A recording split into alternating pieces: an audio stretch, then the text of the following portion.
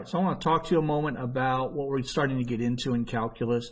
We're going to start by doing limits, and let's talk about the notation of limits. It's going to be written as the limit, let's say as x approaches c of f of x is going to equal some number L. In this case, my c is an element of the real numbers and is in the domain of f of x. Because it doesn't make sense if c wasn't in the domain of f of x, then it's not really going to help us. And of course then L is also an element of the real numbers. Now, this is just a notation, and it's read as the limit as x approaches c of f of x equals L. In this case, c is going to be a number, f of x is going to be some sort of function, and L is going to be what its limit actually is. All right, so let's look at what, in general sense, what a limit actually is. So let me just kind of draw a graph here. And let's just do a parabola, but let's make a hole right here for the parabola. And let's say that this hole is right here at 5. And then let's call this 4. Why not? So this hole's at 5, 4. And I may ask you, if I call this graph f, what is the limit as x approaches 5 of f of x?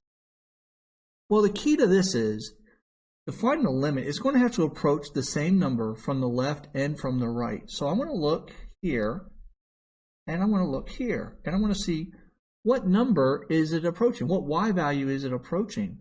So this is my x value, so 5. So I'm looking as it's coming this way and it's coming this way, it's approaching 4. So in this case, the answer would be 4. The key to this is, with the limits is, you have to look and see is it approaching from the left and approaching from the right. It has to come from both directions to get to the same y value. All right, so there are three instances that come up the most and when a limit doesn't exist. To give you an idea, say we have a graph here, and I'm just going to use a piecewise function here. We're going to have a hole here, and it goes this way. And if I ask you, what is the limit as x approaches 0 of, let's call this f, of f of x. So now if I'm looking and I look here, it's approaching a y value that's positive, and I'm approaching, and when I come this way, I'm approaching a y value that's negative. So it's not approaching the same number. So in this case, this does not exist. Now, I'll say does not exist, but for AP, they'll also use the word non-existent. The limit is non-existent. Or this is scenario 1 of it being non-existent. So essentially, if you're approaching a different number from the left and a different number from the right, the limit's not going to exist. A second scenario is if we're approaching something that's unbounded. Say I have an asymptote right here, and I have some sort of function like this. And let's call this 3. And if I say the limit as x approaches 3, let's call this g, of g of x, this one also is not going to exist. Does not exist.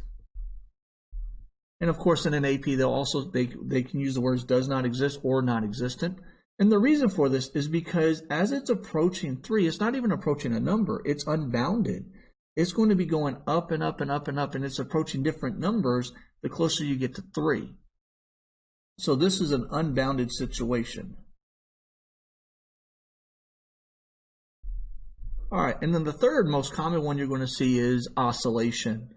So if I have a graph that looks, I'm just going to put points here.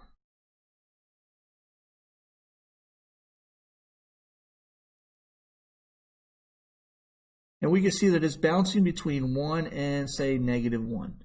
So this graph here is just bouncing between 1 and -1.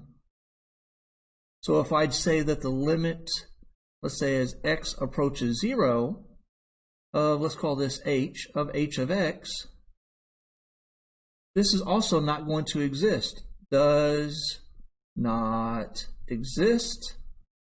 And this is because it oscillates. I cannot spell that word. I think this is right because it oscillates. It's bouncing between two fixed numbers as you're approaching the point in which you're looking for the limit. So in this case, it's going from 1, -1, 1, -1, 1, -1. It's bouncing between those two fixed points as it's approaching a set number like 0. So no matter how you look at this, it's going to be either 1 or -1, 1 or -1. You just don't know what it's actually going to be. So these are the 3 common scenarios in which a limit does not exist. Hi, I'm Mr. Buzzard, and these videos are supplemental instruction for my students. If you found the video enjoyable, make sure you click the like button and click subscribe, as well as the bell for notifications to receive future videos on high school mathematics.